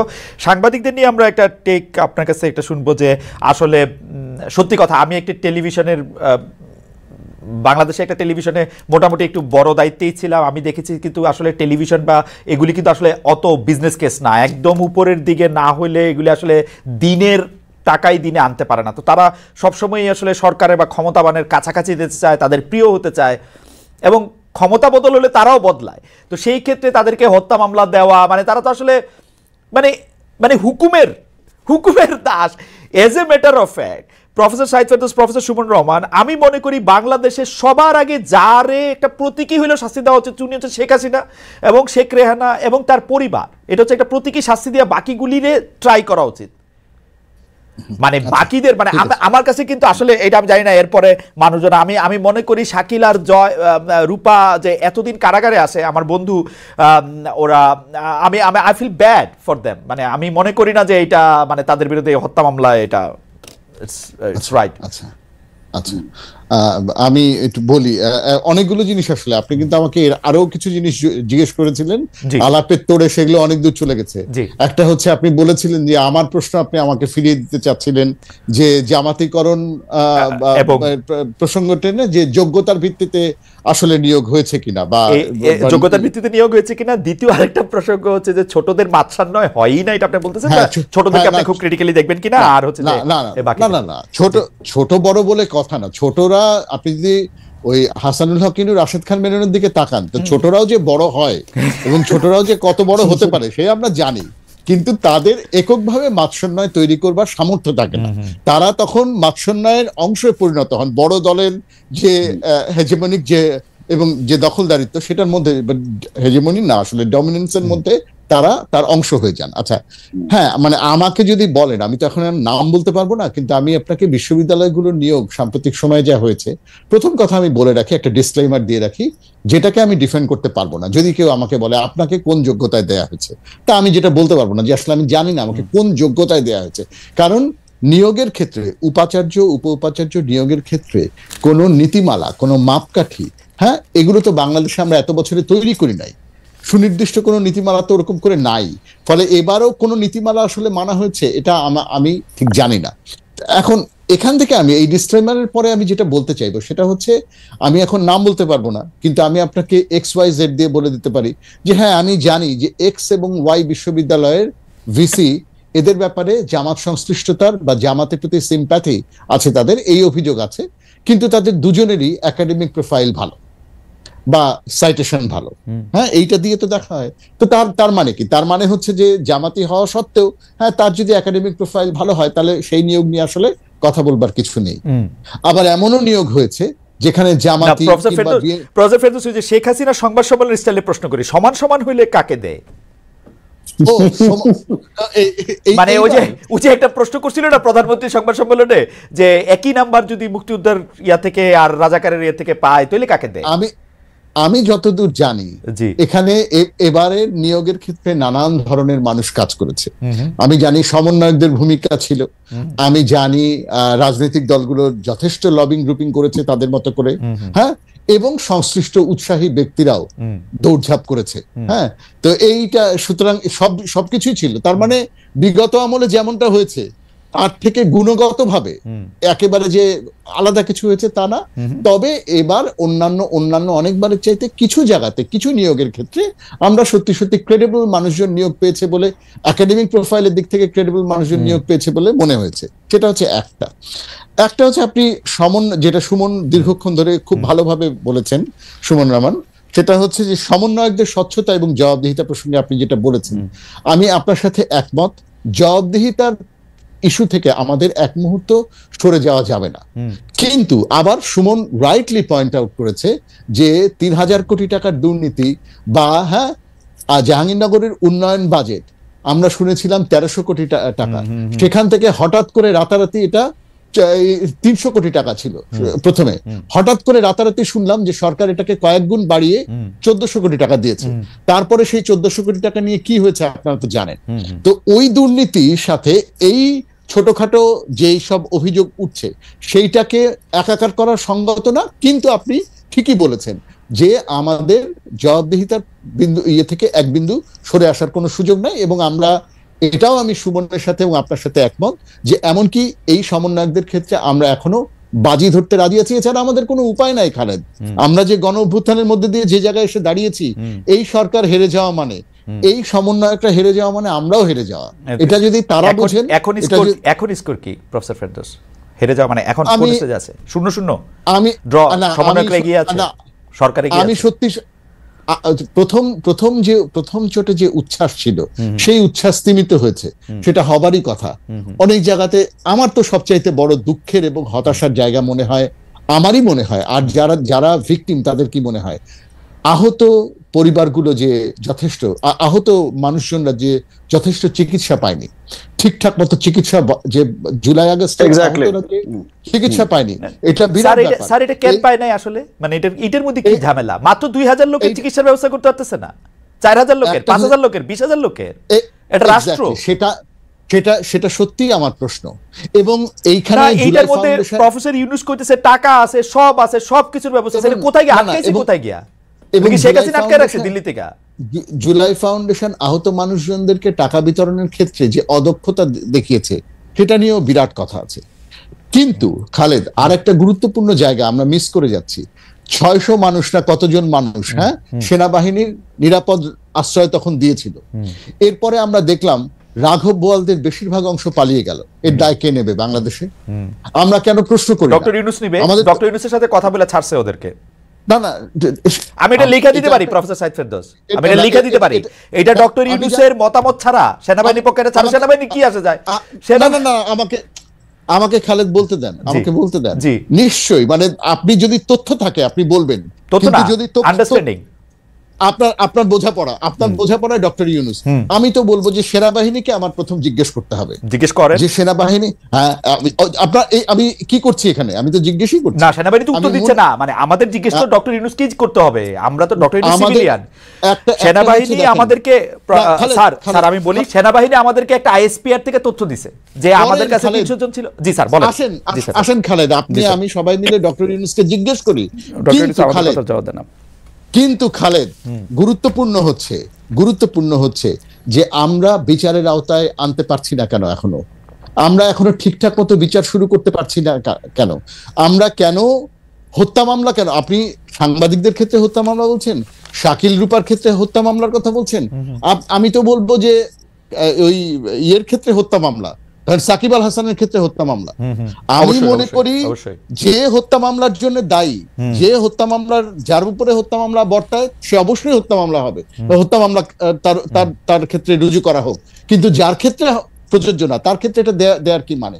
আমি বরং সুনির্দিষ্টভাবে মনে করি যার যে অপরাধ, একটা হচ্ছে দল হিসেবে, সংগঠন হিসেবে, পদধারী হিসেবে ব্যক্তি এবং সংগঠনের যে অপরাধ ছিল, আওয়ামী লীগ এবং আওয়ামী লীগের সাথে সংশ্লিষ্ট, আপনি শুধু শেখ হাসিনা শেখ রেহানা প্রতীক অর্থে বলেছেন তো, আমি মনে করি যে একদম আওয়ামী লীগের সাংগঠনিক পদে যারা গুরুত্বপূর্ণ মিশনে ছিলেন, যারা এই গণহত্যার সাথে যাদের সংশ্লিষ্টতাকে যারা অস্বীকার করতে পারবেন না, তাদের প্রত্যেককে যেমন বিচারের আওতায় আনা উচিত, খালেদ, বাহিনীগুলোকে বিচারের আওতায় আনা উচিত। আজকে আপনি বলছেন যে আমরা ক্ষমা চাচ্ছি, আজকে আপনি বলছেন প্রথমে যে আয়নাঘর আছে, আয়নাঘর নাই। আমাদের তো প্রত্যেকটা বাহিনীর সাথে সংশ্লিষ্ট মানুষজনকে বিচারের আওতায় আনতে হবে। খালেদ, শেষ করিনি। শিক্ষকদেরকে, সাংবাদিকদেরকে যেমন, শিক্ষকদেরকে তেমন, বিচারপতিদেরকে যেমন, যারা সবাই ওই রেজিমের লিগেসিকে, ওই রেজিমের এই অপশাসনকে বৈধতা দিয়েছিলেন। আমার যে সহকর্মীরা ক্যাম্পাসে ছাত্রলীগকে পেটোয়া হয়ে উঠতে সাহায্য করেছিল, তাদেরকে কেন আমরা বিচারের আওতায় আনতে পারবো না? আমি তো মনে করি প্রতিশোধ না, খালেদ প্রতিশোধ না, অবশ্যই আমরা একটু প্রতিশোধ চাই না, এক রত্তিও না, অবশ্যই, কিন্তু আমরা সুষ্ঠু বিচার চাই। অবশ্যই আমাদের বিশ্ববিদ্যালয়গুলিতে ছাত্রলীগ হোক, অন্য কোনো অঙ্গ সংগঠন হোক, এই গত 15 বছর ধরে তো ছাত্রলীগ ছিল, তাদের এই মনস্টার হয়ে ওঠা, তাদেরকে বিভিন্ন সময় বিভিন্ন জায়গায় লেলায় দেওয়ার জন্য যেসব শিক্ষকরা দায়ী, ঘটনা উল্লেখ করে করে করে করে সেসব শিক্ষকদের, সেসব দায়িত্বপ্রাপ্ত উপাচার্য, উপাচার্যদের শাস্তি ব্যবস্থা করতে হয়। কিন্তু রংপুরে বোম্বাইরা মানুষ মারছে, এটা তো মামলা। খালেদ, না সেটা তো আছে খালেদ। এই শিক্ষকদের মধ্যে কেউ কেউ আবার এবারেও উপাচার্য বা উপ উপাচার্য পদে নিয়োগ, কত ডেঞ্জারাস লাইন আপনি বোঝেন, মানে সাংঘাতিক। যারা ওই আমলে এরকম কিছুর সাথে যুক্ত ছিলেন, তাদেরও কেউ কেউ এবারে নিয়োগ পেয়েছে। আমি মানে জেনে বুঝেই বলছি। তো এগুলো তো চিন্তা করার বিষয়। আমি মনে করি হ্যাঁ, এবং অবশ্যই সরকারের ব্যাপারে আমার হাজারটা নালিশ আছে। ধরেন সবচেয়ে বড় ওয়ারি করার বিষয় তো পুলিশ বাহিনী দাঁড়াতে পারছে না, এখনো দাঁড়াচ্ছে না।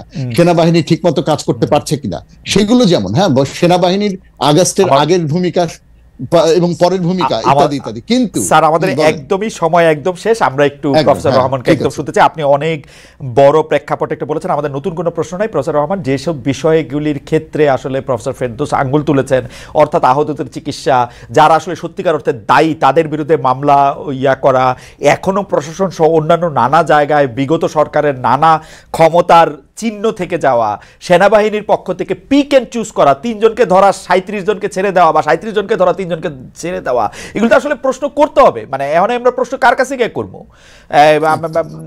মানে ওইটাও একটু যদি আপনি একটু বলেন। প্রতিটা জায়গায় আমি প্রফেসর সাইদ ফেরদৌস যে পয়েন্ট তুলেছেন, প্রত্যেকটা জায়গায় যদি আপনি একটু টাচ করেন, কারণ আমিও এই ব্যাপারগুলিতে কনসার্ন। জি, জুলাই গণ অভ্যুত্থান তো একটা বিশাল বড় ঘটনা। এই ঘটনা আমরা যদি এখন যারা ক্ষমতায় আছেন, সরকারে আছেন, তাদেরকে যদি আমরা দেখি যে দুটা দল, এক দল আসলে এই গণ অভ্যুত্থানের স্পিরিটের ভিতর দিয়ে এসছেন, আরেক দল এসছেন গণ অভ্যুত্থানের সাথে তাদের হয়তো সরাসরি সংযোগ নাই। কিন্তু আপনার এই নতুন দেশটাকে যারা আসলে নেতৃত্ব দেবেন, তাদের এই স্পিরিটটাকে কোনো না কোনো ভাবে বহন করতে হবে।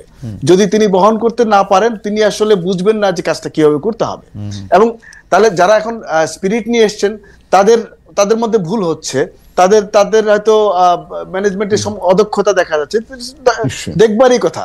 সেটা তো তারা তো ম্যানেজার হিসেবে দক্ষ হয়ে ওঠেননি, তারা ছাত্র, তারা আন্দোলন করেছেন। এখন একটা ভিন্ন প্রেক্ষাপটে ভিন্ন একটা রোল প্লে করতে হচ্ছে। তো এই ফাঁকে আমরা অনেকগুলো দুঃখজনক ঘটনা দেখছি। ধরা যাক, এই যে আমরা চিকিৎসার ক্ষেত্রে আমরা দেখছি যে খুব চিকিৎসা ব্যাহত হচ্ছে, দীর্ঘায়িত হচ্ছে, চিকিৎসা পাচ্ছে না। তো সেগুলো কিন্তু সদিচ্ছার অভাব আছে বলে আমার মনে হচ্ছে না। মনে হচ্ছে যে তাদের ম্যানেজারিয়াল স্কিলের অভাব আছে, কিন্তু কাজটা সঠিকভাবে যারা করতে পারতো তাদেরকে তারা সঠিক সময়ে কানেক্ট করতে পারছে না। আবার আপনার মনে রাখতে হবে যে 15 বছর দেশে একটা মেশিনারি গ্রো করেছিল। দেশের প্রত্যেকটা সেক্টর থেকে এই মেশিনারির এলিমেন্টগুলোকে আপনি হ্যান্ডপিক করে করে তুলতে আপনার কিন্তু আর অন্তত 2-5 বছর লাগবে, এত সহজ না। এবং ইনফরমেশন গ্যাপ আছে। আপনি এখানে আমাদের নেটওয়ার্কিং আছে না প্রসেস সুমন রহমান, আমি 2-3টা জিনিস শুধু একটু যুক্ত করি ফেরদৌস স্যারের সঙ্গে। একটা হচ্ছে যে এটা তো অবশ্যই যে আপনি আসলে তালিকা করে যারা আহত হয়েছে তাদের কাছে টাকাও আছে, সব আছে, সেটা আপনি দিতে পারলেন না কেন সেটা আপনাকে কইতে হবে। সেনাবাহিনীর ক্ষেত্রে আপনি কারে ছাড়ছেন কারে ধরে রাখছেন সেটা আপনাকে কইতে হবে। এইটা ঠিক ম্যানেজারিয়াল ব্যাপার বলে আমার কাছে মনে হয় না। 6 মাস হয়েছে এই রাষ্ট্র ক্ষমতায় আসছে, আমরা গত 3-4-5 বছর ধরে শুনে আসতেছি যে ভারতীয়রা এখানে কাজ করতেছে বিনা ওয়ার্ক পারমিটে, টাকা হুন্ডি করে পাঠায়, আমাদের টাকাগুলি 9-6 হয়, ডলারগুলি এরকম করে যায়, প্রত্যেকটা জায়গার মধ্যে বসে থাকে। পররাষ্ট্র উপদেষ্টা জিজ্ঞেস করলে সে এখনো তালিকা করে না, কারণ এটা তার প্রায়োরিটির মধ্যে পড়ে না। তার প্রায়োরিটিতে আছেটা কি আমি তো এটা বুঝি না। এই সরকারে আপনি ম্যানেজারিয়াল জায়গা থেকে বলতেছেন, প্রত্যেকটা লোককে আপনি তো ধরে নিয়ে আসছেন বিভিন্ন ম্যানেজারিয়াল পোস্ট থেকে, 3 জন উপদেষ্টা বাদ দিলে, যদি মানে নবীন উপদেষ্টা আপনি বাদ দেন, কিন্তু তাদের আবার কাজটা কি, মানে তাদের ম্যানেজারিয়াল দক্ষতাটা আপনি বলতেছেন, তাদের তো ইচ্ছাই নাই কাজ করার, এরকমও মনে হতে পারে না। ওই যে বললাম যে আপনার তারা তো অভ্যুত্থানের স্পিরিট থেকে আসেনি, যেহেতু স্পিরিট থেকে আসেনি তাদের আসলে ওই রকম যে কমিটমেন্টটা আমরা তাদের কাছে আশা করছি সেই কমিটমেন্টটা নাই। তারা টাইম সেন্সিটিভ না, তাদের মধ্যে অদক্ষতা আছে, এই অদক্ষতাগুলো আমরা দেখতে পাচ্ছি। এবং একই সঙ্গে আমি বলবো যে এটা ধরা যাক একটা ফ্যাসিস্ট গভর্নমেন্ট কিন্তু অনেক দক্ষ হতে পারে। হ্যাঁ, আওয়ামী লীগ সরকারের সময় কিন্তু আমি তাদের দক্ষতা দেখেছি, অনেক কাজ তারা অনেক দ্রুত গতিতে করতে পারতো। এই সরকার একটা গণবান্ধব সরকার, কিন্তু এই সরকার সেই রকম দক্ষ না। হ্যাঁ, তাদের এই দক্ষতাটা আসলে লার্ন করতে হবে। আপনার কাছে কি মনে হয় না স্যার, আপনার কাছে কি মনে হয় না যেই কাজ ওর করা দরকার সেই কাজ হয় না কইরা যেই কাজ ওর করা দরকার নাই ওই কাজ হয় আনতেছে, বিকজ এটা শুনতে ভালো, এটা পপুলিস্ট, এইটার মধ্যে থেকে আসলে মানে কেন, মানে যেই কাজ করা দরকার ওর ওইটা না করে অন্যগুলি করতেছে। আর অভ্যুত্থানের স্পিরিট বলতেছেন, আমি প্রফেসর রহমান আপনি স্মরণ করে দিতে চাই, আওয়ামী লীগের এই 15 বছরের রেজিমে যারা আওয়ামী লীগের কোলে গিয়ে উঠে নাই তারাই তো সবাই মানে অভ্যুত্থানের পক্ষের লোক, তারা আলাদা করে কিছু প্রমাণ করার দরকার নাই। কারণ আওয়ামী লীগ তো আবার সর্বগ্রাসী, মানে এই কমিটি সেইটা একটা পুরস্কার, এই বাংলা একাডেমি এগুলো তো দিতেই ছিল সারাক্ষণ। তো এখন না, যে ব্যাপারটা তাই আসলে আওয়ামী লীগের কলেজে কতখানি উঠেছে বা উঠে নেয় আমরা কিন্তু এতখানি নিশ্চিত না। কারণ আওয়ামী লীগের গ্রাস থেকে কতজন আসলে কতখানি দূরে ছিল সেটা ইতিহাসের ব্যাপার, সেটা কিন্তু খুঁজলে এমনকি আমি বলবো যে লোম বাঁচতে কম্বল উজাড় হয়ে যাওয়ার সম্ভাবনাও আছে। তো এখন যাই হোক, আমাদের যা আছে তা নিয়ে তো কাজ করতে হবে। তো সেখানে আমি বলবো যে অদক্ষতা আছে, প্রায়োরিটি সিলেকশনে তাদের অদক্ষতা আছে, তাদের ডিসিশন মেকিং অদক্ষতা আছে, তারা সোশ্যাল মিডিয়া অ্যাক্টিভিজম আছে, পপুলিজম সার্ভ করছেন, সঠিক কাজটা কখন করতে হবে তারা বুঝতে পারছেন না। এই জিনিসগুলো তো আমরা দেখতে পাচ্ছি।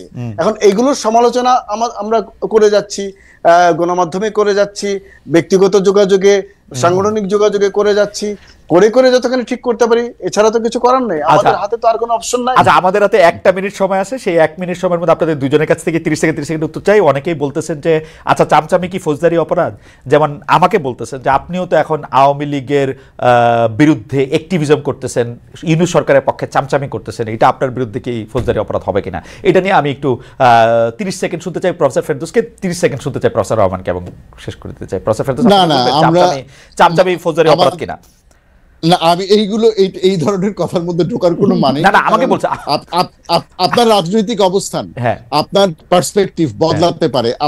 আপনার পার্সপেক্টিভ শুনে তার মনে হতে পারে গতকালকে খালেদ এই জায়গায় ছিল, আজকে এই জায়গায় আছে, সে কারণে এটা চামচামি। তো আমি এইসব ডেফিনেশনের মধ্যে যাই না।